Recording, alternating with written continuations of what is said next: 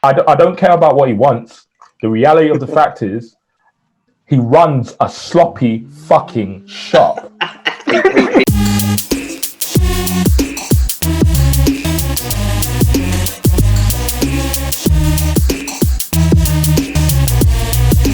Apparently AEW are starting to let fans back, according to the notes Rhys has given me here. Rhys, can you elaborate on that? Yeah, so basically they had, at the last tapings, they had some, well, not necessarily like fans, but they're not fans in the normal sense. They were sponsors and, you know, friends of the executives. Oh, weren't they sat right at the top? and like Trent's mum. Weren't they sat right at the top out of the way? Yeah, so yeah, you wouldn't even have seen them on the broadcast. They were sat up in the upper bowl, all sat out, like spread out, big distance in between each of them, kept completely separate from the wrestlers. But the big talking point coming from that is that they were tested. They had temperature tests as opposed to the full COVID tests, which the wrestlers are getting. So I've seen like a little bit of outrage on that, but yeah, well, considering who it is who reported the outrage, we can take it with a pinch of salt. Of course, everyone knows that Ryan Satin is on a WWE adjacent payroll. I don't know the ins and outs of it. I'm not really going to go into it. However, anything that's reported by anyone, you need to take with a pinch of salt. For example, you can't really trust the BBC anymore because Boris Johnson has quite clearly publicly threatened to cut their funding if they didn't stop being, in his eyes, biased, but in my eyes, just kind of reporting what he was doing, which was incriminating in itself. But let me not get into that. Apparently, I'm in that kind of mood. I love having Joe on these. Because he just I'm not. It's like it's not even that deep. I'm just not the best person to front these things. On the parallel of AEW, Vince McMahon has apparently targeted a schedule in a sense of when programming and that sort of thing is going to go out. By the looks of their plans, they're going to record 2 episodes of a Monday Night Raw on a Monday. One will go out that evening and the other will go out the following week. So there will be no live wrestling. The only live wrestling we will be getting from WWE will be pay-per-views. Obviously with cinematic matches, they'll be pre-recorded. He's wanting to obviously let fans back in soon, and I think his plan is like August, September. Yeah. Well, you know, like he can swivel in it. Like, I think he wants SummerSlam. No, I know. Look. I don't care about what he wants. The reality of the fact is, he runs a sloppy fucking shop. 1,000 cases yesterday of COVID.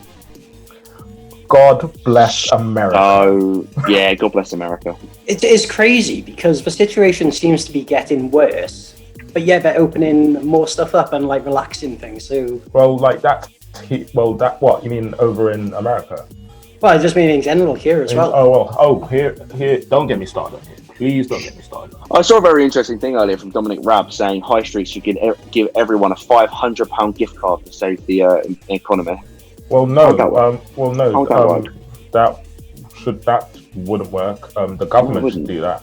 Yeah, no, that's what I mean. Yeah, no, that's what I'm saying. Dominic Raab is saying the government should give everyone a £500 gift card for the high street shops to get the economy back on track. Anyway, nice. This is wrestling, not economy. Obviously, Vince McMahon was letting fans in. Again, put that in inverted commas because they weren't really fans. They were friends and family of wrestlers, but stopped because people got ill, people got COVID, like Renee Young, like Kayla Braxton. But they've now imposed a fine on people not wearing masks, so they are fully on board. Literally just gone the other way on the pendulum. Yeah, fully, completely gone the other way. They have gone from, no, you don't have to wear a mask, blah, blah, blah, to, if you don't wear a mask, you get a $500 fine for your first penalty. Second penalty, $1,000. They haven't said anything if it goes any higher than that, but yeah, like, you know, like my favorite thing about this entire reaction is like in the notes it says it's a reaction to what Taz did, and I'll get to that. But no, this isn't a direct reaction to Vince clearly thinking it's not a big deal. Coronavirus, stupid. You don't survive it, you don't deserve to be alive. That kind of thing. And then literally being like, this is what I think the problem is. A lot of people that are doubting it kind of need it to impact them on a personal level, or in Vince's case, on a business level, for them to actually understand how serious the situation is. Yeah. He is made of full 180, going from no, don't wear a mask, don't be silly, to if you don't wear a mask, you're getting fined.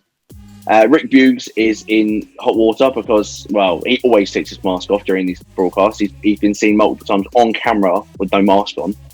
So but it's everyone that's got to wear them except for talent in the ring. I don't know if that includes commentators. I assume it doesn't.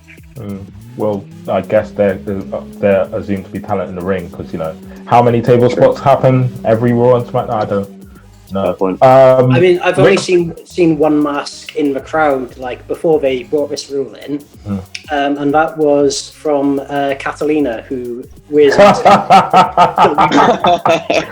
I will say that Catalina. I will say that Rick Buggs has been on a one-man show to try and get himself over in the middle of the crowd. That's why he would fit perfectly into a Progress shirt. See, what I absolutely love is they claim all of these fans are performance center talents. No, they're not. Shotzi Blackheart has been in the crowd so many times. Caden Carter. Yeah. The one of the 4 horsewomen whose name's escaping me, not Marina, the other one, Jessamine Duke. She's been in the crowd. 4 horsewomen. So many different performers. I don't know why they call them performance talent. I think it's a little bit harsh. This is the thing. And this is something that I think that we need to remember, which I find it really, really interesting about NXT. It is still, even though they're trying to push it as the third brand, it is still a developmental brand. No, that's true. And sometimes we see that.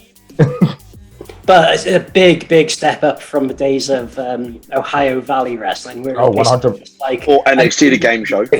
Yeah, 100%. But my point being, maybe Shotzi Blackheart is part of the performance center, but maybe she's probably in the top class that they've got, because I know that they're a little bit of intelligence. I know that they're divided into classes in terms of how ready they are to be like on Raw or SmackDown, you know? What I really want to know is, before and after Matt Riddle's entrance, do you reckon that they clean the glass? Because, you know, he comes up and bumps his fist on the glass, and obviously hands touching. Do you reckon they clean it?